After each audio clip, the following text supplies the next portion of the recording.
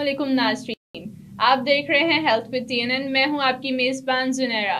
नाज़रीन, जैसे कि आप लोग जानते हैं कि इस प्रोग्राम में हम हर दफ़ा आपके लिए एक नई डिज़ीज़ लेके आते हैं। इसी तरीके से आज हम जिस बीमारी पे बात करने वाले हैं उसका नाम है गर्ड। अब ये गर्ड क्या होती है और क्या किन लोगों में ये मसाइल है, इस बारे में आज हम जानते हैं। इस हवाले से आज हमारे साथ मौजूद हैं डॉक्टर सज्जाद हुसैन साबिर, जो कि असिस्टेंट प्रोफेसर भी हैं and department head of gastroenterology and hepatology भी हैं। तो आइए चलिए इनसे बात करते हैं। जी सर, पहले तो welcome to TNN studio. Thank you very much. अच्छा सर, जैसे कि अभी मैंने नाज़रीन को बताया कि आज हम गर्ड के हवाले से बात करने वाले हैं, तो बताइएगा ये गर्ड होता क्या है? First of all thank you very much इस अहम टॉपिक पे डिस्कशन करने के लिए। तो गर्ड बेसिकली गैस्ट्रोइसोफेजियल रिफ्लक्स डिजीज़ का एक मुखफ़फ़ है। ये बीमारी बहुत आम है, और अमूमन अमेरिकन कॉलेज ऑफ गैस्ट्रोएंटरोलॉजी ने इसकी जो तारीफ़ की है, इसका मतलब ये है कि ऐसी बीमारी जिसके अंदर मैदे का तेज़ाब या ग़िज़ा का वापस खुराक वाली नाली की तरफ मूव करना और उससे जो अलामात ज़ाहिर होती हैं उसे गर्ड कहा जाता है। ठीक, मैदे की जलन को आम लफ्ज़ों में हम कह सकते हैं गर्ड। जी, ये सीने में जलन की कैफियत और खुराक का वापस आने की बीमारी को हम गर्ड कहते हैं। अच्छा, इसकी जो अलामत क्या होती हैं, कब आपको पता लगता है कि आपको ये डिजीज़ होना शुरू हो गई है? अमूमन तौर पे इसकी जो अलामत ज़ाहिर शुरू में आती हैं, वो जो पहली अलामत मरीज़ में आती है वो होती है सीने में जलन की कैफियत का होना। अमूमन मरीज़ हमारे पास जब आते हैं वो ये जिक्र करते हैं कि उनको बार बार सीने में जलन की कैफियत होती है और शुरू में वो कुछ ग़िज़ा के साथ या किसी एक्टिविटी के साथ इसको कोरिलेट करते हैं। इसके साथ जो दूसरी अलामत आती है वो खुराक का वापस खुराक वाली नाली में आने की कैफियत को कहते हैं। और बाद दफ़ा इसमें सीने में जलन, दर्द की कैफियत भी होती है और अमूमन ये 3 अलामत ही मरीज़ में आती हैं। लेकिन आपको बताता चलूँ कि बाद दफ़ा कुछ ऐसी बीमारियां भी हैं जिसकी अलामत सीने में या खुराक वाली नाली में ज़ाहिर नहीं होती हैं, जैसे कि गले का बार बार ख़राब होना, जैसे कि बार बार खांसी का होना, जैसे कि मुंह से स्मेल आना, दांतों का ख़राब हो जाना, या फिर इसके साथ सीने में रुकावट होना, शदीद दर्द की कैफियत होना, जैसे कि मरीज़ ये समझे कि शायद उसको हार्ट का प्रॉब्लम हो गया है। तो इस तरह के मसाइल भी मरीज़ों में आते हैं और बाद दफ़ा कानों के मसाइल भी इसके वजह जो वो गर्ड ही होती है। ठीक, कानों के किस तरीके के मसाइल? जैसे कि कानों में दर्द की कैफियत हो जाना, कानों में इन्फेक्शन हो जाना, क्योंकि जो गर्ड है उसमें खुराक जब या तेज़ाब खुराक वाली नाली में जब ऊपर आता है तो हमारा नाक, कान, गले की ओपनिंग एक जगह पे कॉमन हो जाती है। तो जब इस जगह पे बार बार एसिड आता है तो वो जिस भी ओरिफिस की तरफ मूव करता है तो वहाँ पे इन्फेक्शन कॉज कर सकता है। तो मरीज अमूमन बाद दफ़ा इन मसाइल के साथ भी हमारे पास प्रेजेंट करते हैं। तो कुछ लोगों को ऐसा भी होता है कि मतलब वो सुबह उठते हैं उनका मुंह बहुत कड़वा हुआ होता है, उनको नोज़िया हो रहा है, तो क्या वो भी इसी की अलामत है? जी एग्जैक्टली, इसको रिफ्लक्स डिजीज ही कहते हैं। लेकिन ये जो मुंह का कड़वा होना वो हम कहते हैं कि छोटी आंत के जो कुछ सिक्रीशंस हैं जब वो वापस मैदे में और मैदे से जब खुराक वाली नाली में आके मसाइल करती हैं तो उससे मुंह का जायका कड़वा होता है। तो वो इससे रिलेट होता है या वो अलग चीज़? जी, वो भी इसी बीमारी का ही हिस्सा है। इसी बीमारी का हिस्सा है। अच्छा, तो इसकी मेन वजह क्या होती है, क्यों ये सब हो रहा होता है इंसान के साथ, क्यों जलन होती है, हमें क्यों इस तरह लगता है कि खाना ऊपर आ रहा है बहुत ज़्यादा, तो इसकी मेन वजह क्या है? जी, ये सवाल बहुत ही अहम है कि अमूमन ये सब लोगों में ये मसाइल नहीं आते हैं। जैसे कि हेल्दी इंडिविजुअल्स में ये प्रॉब्लम नहीं है। प्रॉब्लम आती है अल्लाह पाक की तरफ से हमारे स्टमक में और इसोफेगस में एक वेल्व होता है, वो सिंगल वे वेल्व होता है, या हम कह सकते हैं कि वन वे ट्रैफिक है। तो हम खुराक जो खाते हैं वो खुराक वाली नाली से मैदे में चली जाती है और उसके बाद आगे आंत वाले हिस्से की तरफ मूव कर जाती है, वो वापस नहीं आती है। लेकिन क्या होता है कि बाद ऐसी चीज़ें हैं जो कि ग़िज़ा के निचले हिस्से पे, खुराक वाली नाली के निचले हिस्से पे जो वेल्व होता है उसको लूज कर देती हैं, इनकम्पिटेंट कर देती हैं। तो वो जो वन वे ट्रैफिक है वो टू वे ट्रैफिक जब हो जाती है तो तेज़ाब जब ऊपर की तरफ आना शुरू हो जाता है तो फिर ये मसाइल होने शुरू हो जाते हैं। ठीक है, तो इसके कोई और भी इफेक्ट्स हैं? जी, इसके साथ अमूमन तौर पे जो अवामल हैं, जो फैक्टर्स हैं जो इसको इन्वॉल्व करते हैं जिसकी वजह से ये प्रॉब्लम हो सकता है, उसके अंदर कॉफ़ी का इस्तेमाल ज़्यादा किया जाए, चॉकलेट का इस्तेमाल, चाय का ज़्यादा इस्तेमाल, वज़न का ज़्यादा होना, सिगरेट नोशी, मिर्च मसाले वाली ग़िज़ाएँ इस्तेमाल करना, या फिर तंग कपड़ों का इस्तेमाल, اس کی وجہ سے بھی، یا ایسی چیز جس کے اوپر پیٹ کے اوپر زور آئے، پریشر آئے، اس کی وجہ سے بھی یہ پرابلم آنے شروع ہو جاتے ہیں. بعض دفعہ کچھ ایسی ادویات ہیں جو کہ یہ مسائل پیدا کر سکتی ہیں، جیسے کہ ڈسپلین کا زیادہ استعمال، درد والی ادویات کا زیادہ استعمال، اسٹیرائڈ کا زیادہ استعمال، یا آئرن سپلیمنٹ کا زیادہ استعمال بھی یہ مسائل پیدا کر سکتا ہے. اچھا سر، اس ٹائم پاکستان میں کتنے لوگ اس سے افیکٹڈ ہیں؟ ایک محتاط اندازے کے مطابق اس وقت پاکستان میں یہ بیماری تقریباً 22 سے 25% لوگوں میں ہو سکتی ہے. عموماً طور پہ جو ہم اس کو اس طرح لے سکتے ہیں کہ یہ بیماری ہر چوتھے پاکستانی کو زندگی میں کسی نہ کسی ٹائم پہ ہو سکتی ہے. اور نہ صرف یہ کہ یہ بیماری پاکستان میں بہت زیادہ عام ہے، بلکہ یہ پوری دنیا میں بہت زیادہ عام بیماری ہے. اور امریکن کالج آف گیسٹرولوجی کے ایک سروے کے مطابق اس وقت پوری دنیا میں 18 سے 20% تک لوگ اپنی زندگی کے کسی نہ کسی دور میں اس کا شکار ہو جاتے ہیں. اچھا تو سر، یہ بیماری کا کس طریقے سے پتہ لگ سکتا ہے؟ علامت کے علاوہ کوئی ٹیسٹ بھی ہیں اس میں؟ عموماً یہ بیماری ہم کلینکلی ہی ڈائگنوز کرتے ہیں. مریض ہمارے پاس علامات جیسے کہ ہم نے ذکر کیا ہے، سینے میں جلن کی کیفیت، خوراک کا واپس آنا، گلے کی طرف آنا، سینے میں درد کی کیفیت کے ساتھ ہمارے پاس مریض آتے ہیں. ہم اسی کی بیسس کے اوپر ہی ہم اس بیماری کو ڈائگنوز کرتے ہیں. لیکن بعض دفعہ مریض میں کچھ کمپلیکیشنز آ چکی ہوتی ہیں جب وہ ہمارے پاس آتے ہیں، یا وہ کافی عرصے سے کچھ ادویات کا استعمال کر رہے ہوتے ہیں، ان کی وجہ سے کچھ مسائل آ رہے ہوتے ہیں، تو پھر ہم اس کے لیے مختلف ٹیسٹ کیے جا سکتے ہیں. جیسے کہ ہم خوراک والی نالی کو کیمرے کے ساتھ معائنہ، جسے ہم اینڈوسکوپی کہتے ہیں، اینڈوسکوپی بھی ہم ایسے مریضوں میں ہم کرتے ہیں. اس کے علاوہ بیریم سوالو ہے. بیریم سوالو ایک خاص قسم کی کیمیکل ہے جو کہ پلایا جاتا ہے، اور اس کے بعد ہم سینے کے ایکس رے کرتے ہیں، اور اس کے ساتھ ہم خوراک والی نالی کے معائنہ کرتے ہیں. اچھا، تو جیسے بتا رہے ہیں یہ کیمیکل ہے، تو کیا کیمیکل افیکٹ نہیں کرتا ہے انسانی باڈی کو؟ نہیں جی، یہ جو کیمیکلز ہیں یہ آئونائزڈ ہوتے ہیں، اور یہ ایسے ہوتے ہیں جو کہ باڈی سے سیکریٹ ہو جاتے ہیں، باڈی میں ابزارب نہیں ہوتے، تو اس کے ساتھ کوئی پرابلم نہیں ہوتی ہے. ہم اس کو ڈفرینٹ ڈائز کہتے ہیں جو کہ ہم اس میں استعمال کرتے ہیں. ٹھیک ہے، تو اس بیماری سے ہم کس طریقے سے بچ سکتے ہیں؟ کیا طریقے ہیں اس کے بچاؤ سے؟ جی، اس کو بچاؤ کے طریقوں میں ہم ان فیکٹرز کو دیکھنا پڑے گا جو کہ یہ مسائل کرتے ہیں. جیسے کہ ہم نے ذکر کیا ہے کہ چائے کا، کافی کا زیادہ استعمال، چاکلیٹ کا زیادہ استعمال، اس کے علاوہ مرچ مسالے کا زیادہ استعمال، چکنائی کا زیادہ استعمال، سٹرس فروٹ، کھٹے پھل، یا اس کے علاوہ موٹاپے کی وجہ سے یہ پرابلم بھی ہوتا ہے، جیسے کہ سگریٹ نوشی سے بھی یہ مسائل ہوتے ہیں. اسی طرح کھانے کے فوراً بعد پینے والی چیزوں کا زیادہ استعمال، ان کے ساتھ بھی یہ مسائل ہوتے ہیں.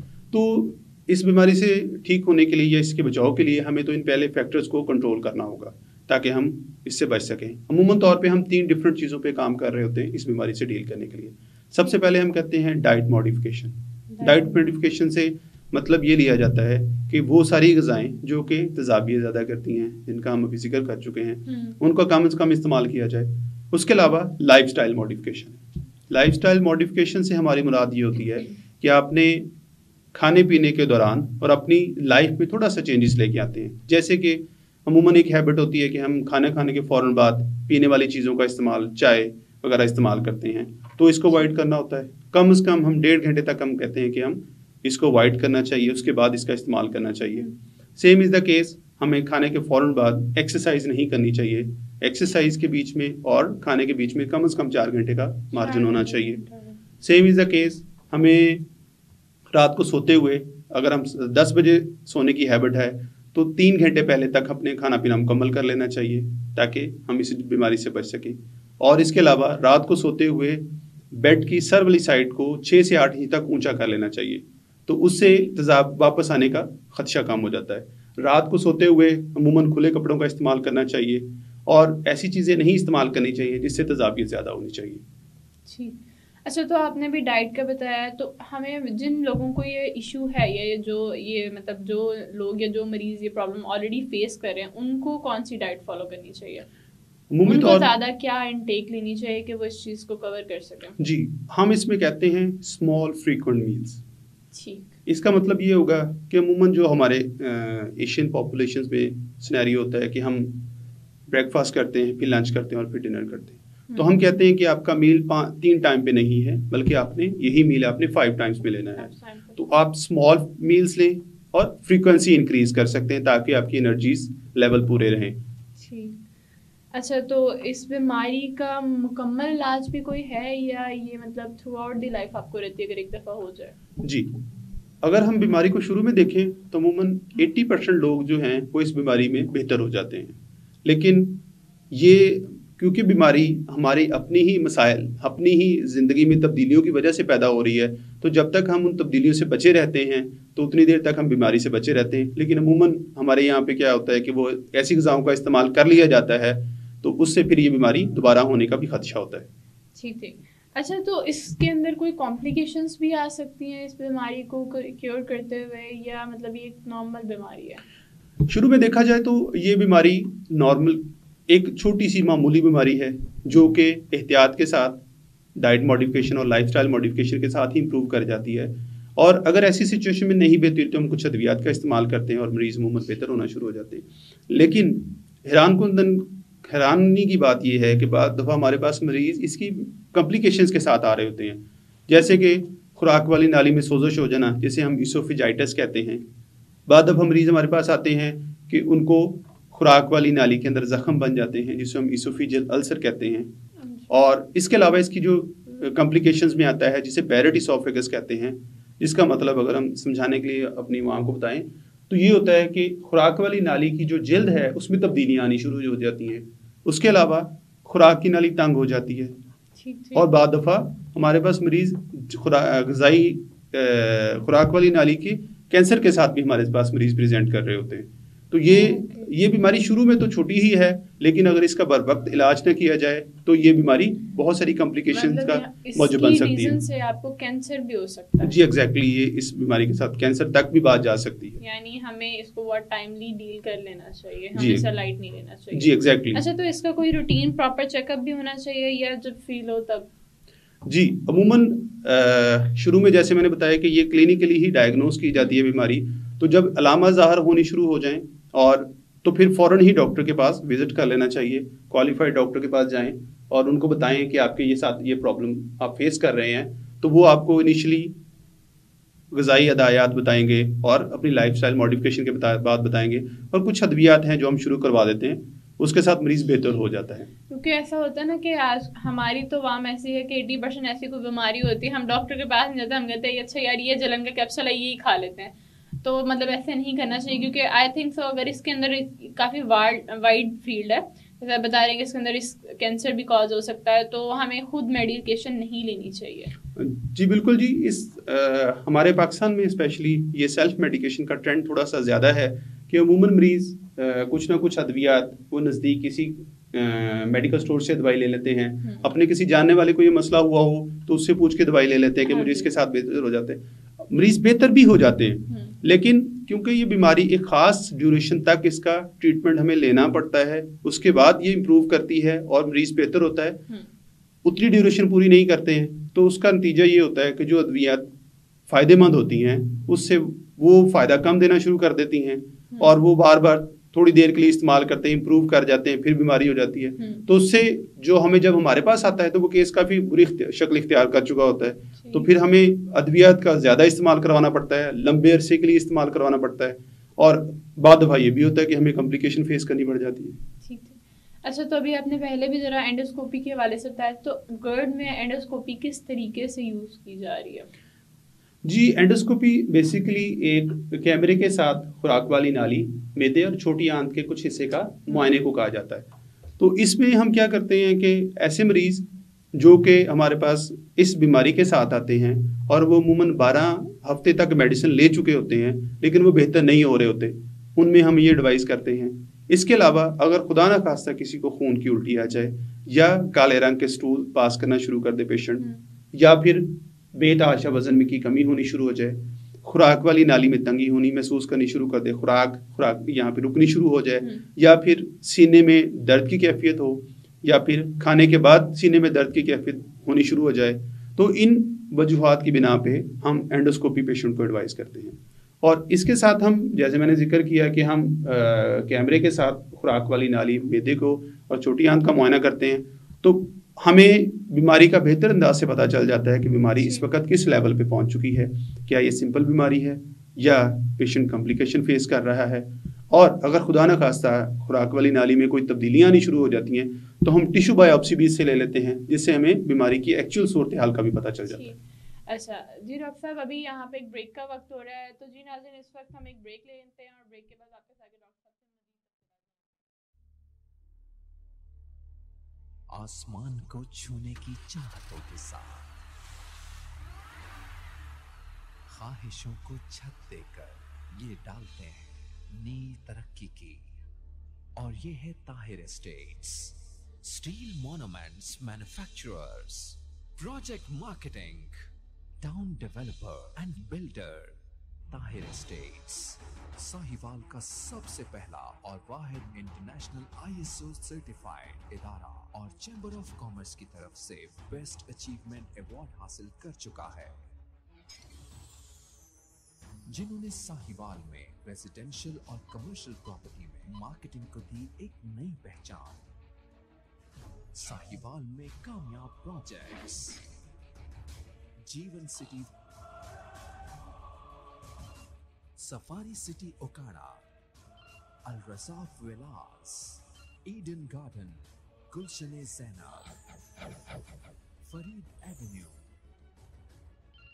Alhamra Block, Sahiwal Estate, and new project in Arifala, Defense City Housing Scheme.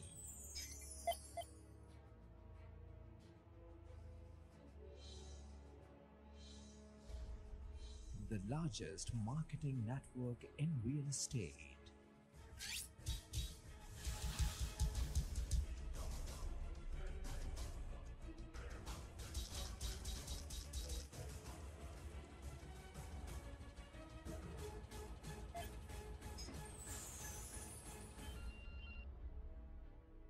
Tahir Estates, Commercial Plaza Number 1, Jeevan City Phase 1, Main Mudhali Road, Sahiwal. UN number 923041110300.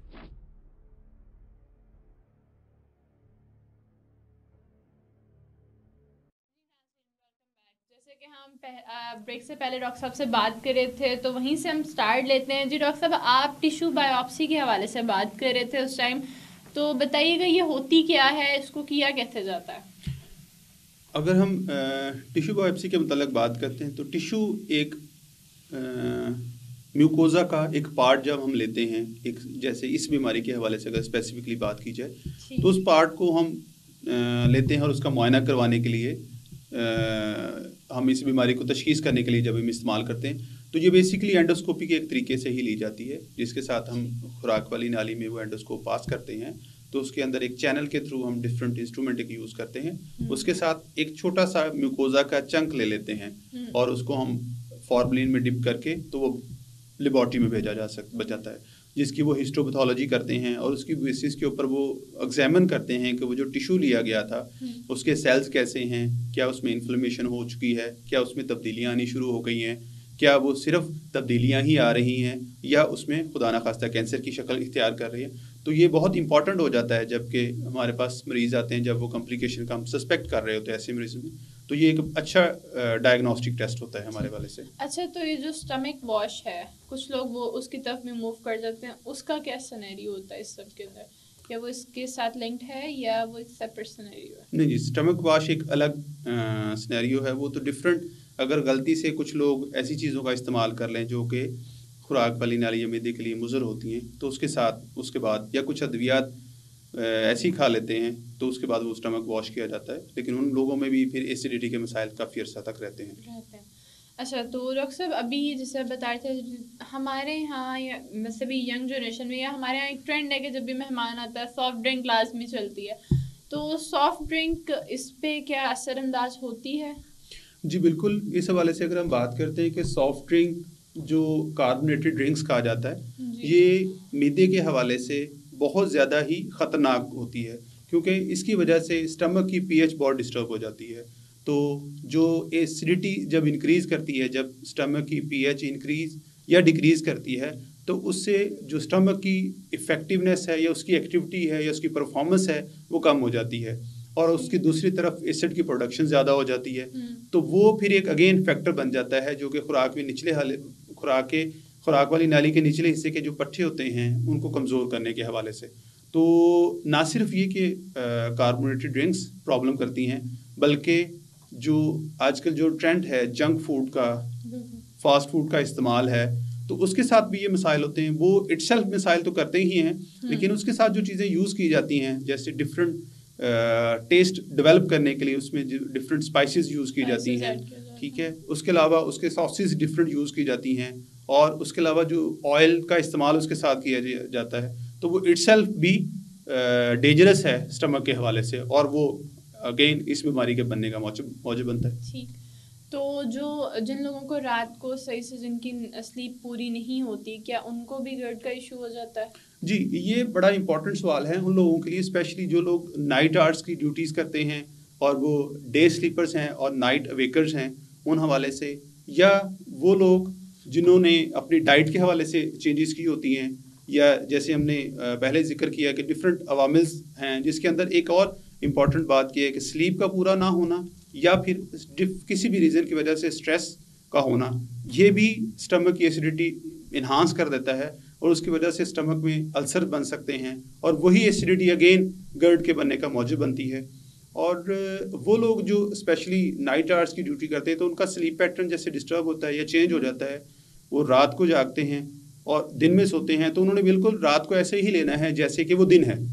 जैसे हम ब्रेकफास्ट करते हैं, वो उस टाइम वो डिनर का पैटर्न होता है उनका, तो वो इसी तरह लंच आवर्स का होगा कि वो मिडनाइट को जो मील ले रहे हैं वो उनका लंच होगा, और मॉर्निंग के टाइम पे जो वो ले रहे होंगे वो उनका डिनर के तौर पे होगा, क्योंकि वो पैटर्न ही चेंज हो गया। लेकिन इन सारी चीज़ों में यही बात इंपॉर्टेंट है कि खाने के बाद पीने वाली चीज़ें ना ली जाएं, उसके अलावा स्पाइसेस कम ली जाएं, उसके अलावा अगर उनकी ड्यूटी आवर्स 8 o'clock तक हैं तो इसमें 5 o'clock तक वो अपना मील ले लें, ताकि जब वो स्लीप आवर्स के लिए अपने बेड पे जाएं तो उस वक्त तक उनको रिफ्लक्स के चांसेस जो मिनिमाइज हो चुके हैं। अच्छा, तो डॉक्टर साहब अभी तक तो हम सारे इस बीमारी के हवाले से बात कर रहे थे कि किन किन चीज़ों से हो जाती है। अब हम बात करते हैं इसके ट्रीटमेंट के हवाले से कि इसका एक्चुअल ट्रीटमेंट क्या है, किस तरीके से इस डिजीज़ को क्योर किया जा सकता है। जी, अगर हमारे पास कोई भी पेशेंट इनिशियली जब आता है तो हम सिंपल मेडिसिन के साथ, डाइट मॉडिफिकेशन के साथ और लाइफस्टाइल मॉडिफिकेशन के साथ चलते हैं, लेकिन अगर उसके साथ चीज़ें इम्प्रूव नहीं करती हैं तो फिर उससे next category step up approach के साथ हम चलते हैं। जैसे माइल्ड डिजीज़ में हम मरीज़ को कहते हैं कि आपने अपनी डाइट मॉडिफाई करें, अपनी लाइफस्टाइल मॉडिफिकेशन करें, और H2 ब्लॉकर्स हैं वो यूज़ करें, तो इससे आपकी जैसे रेनेटाडीन, फेमोटाडीन के नाम से कुछ मेडिसिन आती हैं, तो हम उनको इनिशियली वो शुरू करवाते हैं।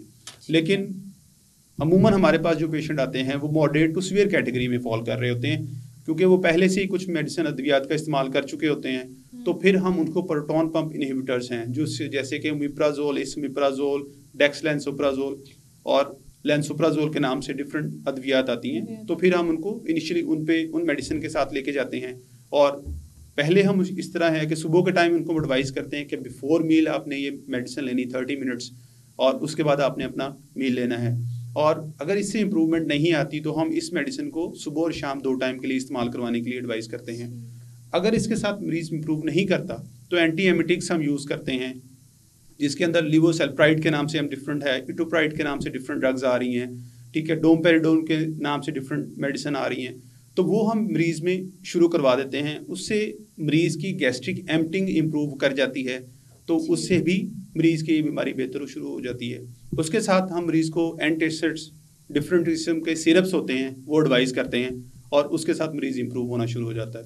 लेकिन हैरान कुन बात तक ये है कि बाद दफ़ा एंजाइटी की वजह से भी ये एसिड की प्रोडक्शन ज़्यादा हो रही होती है, तो इन सारी अद्वियात के साथ मरीज़ इम्प्रूव नहीं करता, तो बाद दफ़ा हमें एंज़ोलिटिक्स की भी हेल्प लेनी पड़ती है ताकि मरीज़ पूरी तरह से ठीक हो सके। एंटी डिप्रेसेंट्स, जी ठीक। अच्छा, तो डॉक्टर साहब ऐसा होता है कि जो मरीज़ ये मेडिसिन रेगुलर ले रहा होता है उसको इसकी एडिक्शन हो जाए कि वो कहे भाई मैं ये खा सकता हूँ तो मेरी डिजीज़ ठीक होगी वरना नहीं होगी, ऐसा कोई सीन?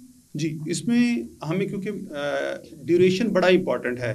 आप ट्रीटमेंट का पेशेंट इम्प्रूव कर जाता है विद इन अ वीक और 2 वीक्स के बाद, तो ड्यूरेशन इंपॉर्टेंट होता है कि कितने अरसे तक इस मेडिसिन को आपने कंटिन्यू रखना है और इसको ग्रेजुअली आपने कैसे टेपर ऑफ करते हुए इसको होल्ड कर देना है या स्टॉप कर देना है। तो मरीज़ अमूमन हम उनको रिकमेंड करते हैं इनिशियल डिजीज़ में 4 to 8 वीक्स का मेडिसिन चैलेंज देते हैं, और उसके बाद हम उसको रिकॉल करते हैं कि वो में आके अपनी कंडीशन के बारे में डिस्कस करें। अमूमन तौर पे हम जो अद्वियात का इस्तेमाल है वो 12 हफ्ते तक या 3 महीने तक हम करवाते हैं, और उसके बाद फिर हम इसको ग्रेजुअली टेपर ऑफ करते हैं। ठीक हो गया। अच्छा, तो डॉक्टर साहब कोई ऐसी भी कॉम्प्लिकेशन आती है कि मेडिकेशन से नहीं ठीक होती और आपको सर्जरी की तरफ मूव करना पड़ता है? जी, इसमें जैसे कि हमने कुछ कॉम्प्लिकेशंस के मतलब डिस्कस किया था, जिसके अंदर हमने इसोफेजाइटिस का जिक्र किया था। इसोफेजाइटिस एक ऐसी कॉम्प्लिकेशन है जो कि खुराक वाली नाली की सोजिश के मुतल्लक है, जो कि अमूमन अद्वियात के साथ इम्प्रूव कर जाती है।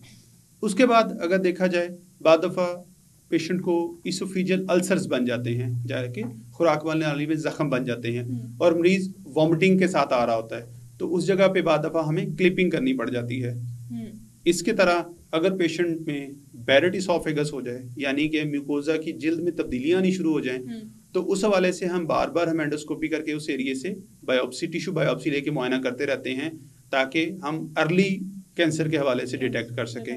और अगर गॉड फॉरबिड पेशेंट को स्ट्रक्चर डेवलप हो गया है या खुराक वाली नाली तंग हो गई है, तो उसमें भी हम एंडोस्कोपी के साथ उसको खोल देते हैं, और अगर उसके बाद भी अगली कंडीशन जो कि कैंसर वाली कंडीशन हो जाए, तो फिर हमें ऑब्वियसली सर्जरी की तरफ जाना पड़ता है अगर कॉम्प्लिकेशन हो।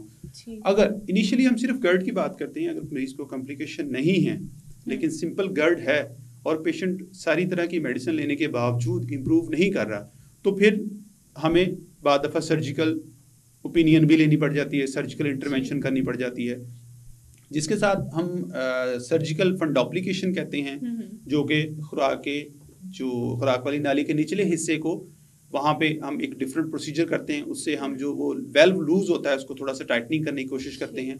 और बाद दफ़ा मैग्नेट ब्रेसलेट्स होते हैं जो कि हम खुराक वाली नाली के निचले हिस्से पे लगा देते हैं, तो जैसे फूड बोलस आता है तो वो पास हो जाता है, उसके बाद वो मैग्नेट के साथ दोबारा फिर से उसको जो वेल्व है खुराक वाली नाली के निचले हिस्से में वो क्लोज कर देते हैं। अच्छा, तो डॉक्टर साहब कितने फीसद लोग हैं जो मेडिकेशन के बाद वापस आके कहते हैं कि हमारी ये डिजीज क्योर नहीं हुई अभी तक? इनिशियली तो हमारे पास बड़े इसके अच्छे रिजल्ट्स होते हैं कि अमूमन 80% लोग जो होते हैं वो इस मेडिसिन के साथ इम्प्रूव कर जाते हैं, लेकिन 20% पेशेंट्स ऐसे हैं जो कि इससे इम्प्रूव नहीं करते हैं, तो हमें अपने ट्रीटमेंट ड्यूरेशन बढ़ाना पड़ता है और 12 हफ्ते से ज़्यादा हमें उनको ट्रीटमेंट पे लेके जाना पड़ता है। और इसके डिफरेंट अवामल पे हमें देखना पड़ता है कि उसमें कहीं ऐसा तो नहीं है कि मरीज़ अद्वियात के साथ साथ कुछ ऐसी चीज़ें भी ले रहा है जो कि एसिड की प्रोडक्शन में इंक्रीज़ कर रही हैं या फिर वेल्व को लूज़ कर रही हैं, तो हम उन पे इफ़ेक्ट करते हैं, उनको कंट्रोल करने की कोशिश करते हैं। लेकिन 1/3 पेशेंट्स ऐसे होते हैं जो कि बार बार हमारे पास इस बीमारी के साथ प्रेजेंट कर रहे होते हैं। अच्छा, तो डॉक्टर साहब अभी आप बात कर रहे थे अल्सर के हवाले से कि अल्सर भी कॉज कर देते, तो अल्सर क्या सिर्फ ग़िज़ा की वजह से ही हो रहा होता है या कोई बैक्टीरियल कॉज भी इसमें ऐड हो जाता है? जी, इसमें अमूमन तौर पे ग़िज़ा, कुछ अद्वियात जो इसको अल्सर कॉज करती हैं, या बहुत ज़्यादा अरसे के लिए वॉमिटिंग का रहना भी इस बीमारी का एक हिस्सा है, तो उसमें भी ये अल्सर फॉर्मेशन हो जाती है। लेकिन अमूमन तौर पे एक कॉन्सेप्ट दिया जाता है कि शायद एच पाइलोराई जो कि स्टमक में इन्फेक्शन होती है उसकी वजह से भी अल्सर फॉर्मेशन हो जाती है, तो वो इनडायरेक्ट एक कॉज बन सकता है कि वो स्टमक में एसिड की प्रोडक्शन बढ़ा देता है, तो उसकी वजह से जब रिफ्लक्स होता है तो वो एसिड पॉकेट्स में जब एसिड कलेक्ट होता है तो वहाँ पे अल्सर फॉर्मेशन हो सकती है, लेकिन डायरेक्ट एच पाइलोराई का इसके साथ ताल्लुक नहीं है। अच्छा, तो ये जो गर्ड है ये किस हद तक हार्मफुल हो सकता है? क्या इंसानी जान को भी खतरा हो सकता है इससे? जी बिल्कुल, इसके साथ जैसे जैसे डिजीज माइल्ड से मॉडरेट से जब सीवियर कैटेगरी में चली जाती है, तो ऐसी कंडीशन में मरीज में कॉम्प्लिकेशन या पेचीदगी आना शुरू हो जाती हैं। जैसे कि हमने पहले भी जिक्र किया कि बैरेट इसोफेगस एक ऐसी कॉम्प्लिकेशन है जो कि प्री कैंसरस है, जो कि आगे कैंसर में कन्वर्ट होने वाली होती है। इसी तरह इटसेल्फ खुराक वाली नाली का कैंसर भी इसी बीमारी की वजह से हो सकता है, तो ये एक बड़ी ख़तरनाक पेचीदगी है। तो इसमें हम यही चाहते हैं और यही एडवाइस करते हैं कि जितना जल्दी आप बीमारी को अपना सीरियस लेंगे, अपनी हेल्थ को प्रायोरिटाइज करें, और उसके हवाले से जो भी आपकी प्रॉब्लम्स आती हैं वो as early as possible qualified doctor से डिस्कस करें, ताकि early detection, early cure, early improvement और प्रिवेंशन ऑफ कॉम्प्लिकेशन है। अदरवाइज फिर ये एक स्टेप अप है, जैसे जैसे बीमारी लेट होती जाएगी तो बीमारी स्टेप अप होती जाएगी और ड्यूरेशन बढ़ता जाएगा ट्रीटमेंट और कॉम्प्लिकेशन के चांसेस बढ़ते जाएंगे. अच्छा तो डॉक्टर साहब क्या ये डिजीज़ बच्चों में भी होती है? जी, ये बड़ा अहम सवाल है. अभी तक हम बड़ों के हवाले से ही बात कर रहे थे, तो बच्चों के हवाले से अगर हम देखा जाए तो छोटे बच्चों में जैसे आजकल जिस तरह की डाइट पे बच्चे लेते हैं, बिल्कुल जंक फूड बहुत कॉमन है. जी बिल्कुल, उसके साथ ये प्रॉब्लम पेशेंट हमारे पास प्रेजेंट करते हैं. बल्कि एक और भी है कि टीन एज जो है उसके अंदर जो वेल्व है इसोफेगस का वो थोड़ा लूज होता है. ठीक है, with the passage of time वो अपनी प्रॉपर स्ट्रेंथ पे आ जाता है, लेकिन उससे पहले वो मसल थोड़े से लूज होते हैं या वीक होते हैं, तो उससे बार-बार रिफ्लक्स होने का. आसमान को छूने की चाहतों के साथ ख्वाहिशों को छत देकर ये डालते हैं नई तरक्की की. और ये है Tahir estates, steel monuments manufacturers, project marketing, town developer and builder. Tahir estates Sahiwal का सबसे पहला और वाहिद इंटरनेशनल ISO सर्टिफाइड इदारा और चैम्बर ऑफ कॉमर्स की तरफ से बेस्ट अचीवमेंट अवार्ड हासिल कर चुका है, जिन्होंने साहिवाल में रेजिडेंशियल और कमर्शियल प्रॉपर्टी में मार्केटिंग को दी एक नई पहचान. साहिवाल में कामयाब projects Jeevan City, Safari City Okara, Al Razzaq Villas, Eden Garden, Gulshan Zainab, Farid Avenue, Alhamra Block, Sahiwal Estate, and new project in Arifala, Defense City Housing Scheme.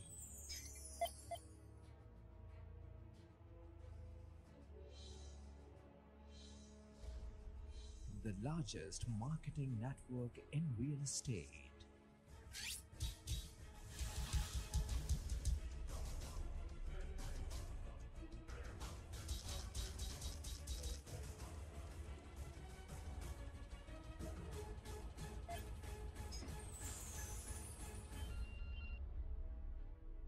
Tahir Estates, Commercial Plaza number 1, Jeevan City Phase 1, Main Mudhali Road, Sahiwal.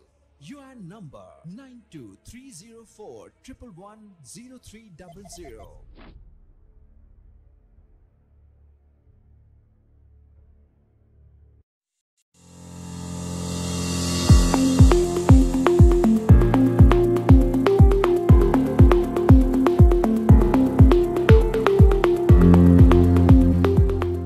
जो अगर आप चाहते हैं political stability in the country, that needs to economic stability.